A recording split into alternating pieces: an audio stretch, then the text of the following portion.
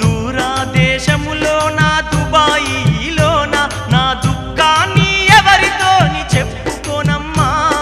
కిరాయి కోసము నేను పరాయి దేశములో పడరాని కష్టాలు పడుతున్నానమ్మా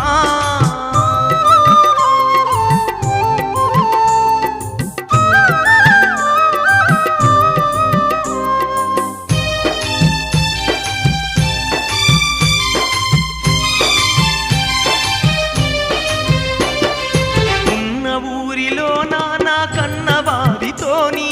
కలిసుండే భాగ్యముకు దూరమైతినమ్మా మనసు గొట్టుకున్న మన బతుకు తెరువు కోసం విడువలేక విడిచి వత్తినమ్మా